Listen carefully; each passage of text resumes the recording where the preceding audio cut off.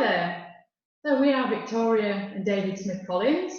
We are associate tutors at NPD, and we've just been asked to share for a few minutes, 5 minutes, a webinar on a topic of our choice, and a topic that we thought is really quite relevant right now is the subject of resilience. So David, how resilient are you feeling right now, and what's been going on with you over the last few weeks? Well, it's really strange because we're actually in the same room and doing this together. So we're actually talking into a computer, and I think this is going to take some resilience to get through the next 5 minutes. But I guess I wasn't prepared for what's happened. I mean, globally, who would have been prepared for that? And, you know, it's not been easy. I don't think it's been easy for a lot of people. I mean, thankfully, we're well.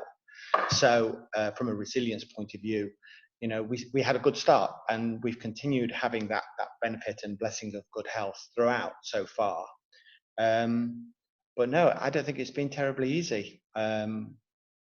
This is the first time we've actually even talked about it. Weird that we're doing it on a webinar. So how are you getting on right now? Good. I think the first couple of weeks was hard. I mean, we went from crazy busy to zero, nothing. And you know, I was the first one to be in denial. You know, I remember us having conversations saying it's just the flu. Why are people overreacting? And if you remember, I got really angry. I went through this frustration and just couldn't do anything, go anywhere, see anybody, do any work. And I'm sorry if I was like a grumpy old git, but that's it. I went through the frustration. I think almost down to a point of depression, not serious, but like, what's the point? Through it now. I think it's taken about 3 weeks to get to the point of optimism and looking forward. I mean, seriously, looking forward and being excited about what the future holds. You know, you asked me, what about you? Yeah, I mean, I guess a little bit like you in a way. I don't think I kind of went down through that dip as much as maybe you have, and out the other side. But yeah, probably a bit of a denial at first. It was like, oh, it's just another common cold and business as usual kind of thing. But then things started shutting down, and then we started really seeing the real life situation on the ground, which has been quite scary and quite frightening for a lot of people. And then starting to think about the impact that can have on, you know, the vulnerable people and the healthcare workers. But now, yeah, I think just coming out of the other side and learning to live with having 3 kids at school, at home, doing school from home and trying to work through that, and just take every day at a time, really. Yeah. Brilliant. I mean, we were asked to come up with some hacks, some suggestions, and we've done that. We've done that individually, and I'm going to share the screen if that's okay with you. Just to sort of like show people the kind of things that spontaneously we've come up with. Here's my hacks. So I'm just going to go through them very quickly.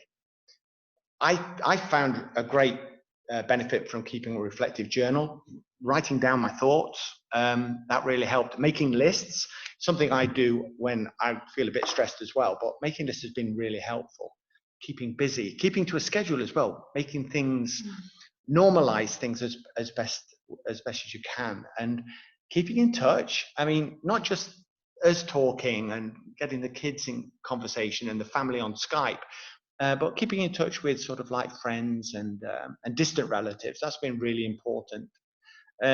Eating well, hydration. You keep reminding me we live in a desert, so I ought to drink more, but it's absolutely true. And exercise, really important. I put one at the end. It might seem a bit strange, but get a cat or a dog. But we have 2 dogs and 2 cats. But in many respects, they've been a godsend, and it's really nice, you know, to be welcomed by the dogs, not the cats. But they're always pleased to see you, and it brings joy into the house and joy into the just brightens the atmosphere. So it's meant a lot to me to have the dogs and the cats around. What about you? Let's have a look at your hacks. Yeah, awesome. And I think on your point about the having the pets around, actually we've been out taking them for walks, haven't we? And it's been that kind of the stress relief when, you know, the time when it just gets a bit stressful or a bit intense in the house, like it does when you've got 3 kids doing school at home. It's like, should we take the dogs for a walk now? So we take our opportunity to do our dog walk at that time. Yeah, so David asked me a few minutes ago just to have it, just quickly, just ask me really what I can think of on the subject of resilience, and I'll just quickly go through these things. But yeah, for me, being patient is really important, knowing that we will get through this. It's not going to happen really quickly, but we should be patient along the way. And having faith and believing that we are going to get through this, and it will come out of the other side. And I guess that links to the next one of believing in the kind of the bigger purpose, and I think that's true at work as well. When you have a purpose, just having that purpose and knowing where you're trying to reach and setting those goals into the next one step at a time, and having those targets, kind of daily targets. Our colleague Alex was recently talking about goal setting, and that's really important. I think having those individual targets to set every day so that you know where you're going every day, that really helps. And just knowing it's a process, you're going to get through it. We will come out the other side. And just a couple of points relevant to me here were about keeping the people close to you who have shared values, keeping the people who are kind of fountains in your life, and the people who are positive around you. And that's true not just in this situation, but in any organisational context.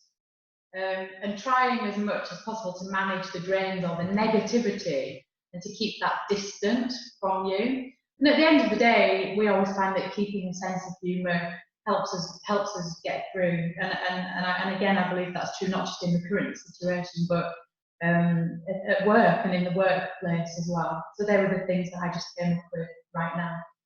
That's great. Yeah, we didn't plan this, but I hope it's been useful for people. It's certainly been helpful to me just to have this conversation with you in a really weird way, but it's been good. Thank you for sharing your thoughts with me. Excellent, and I look forward to looking at some other topics going forward. Thank you. Thanks.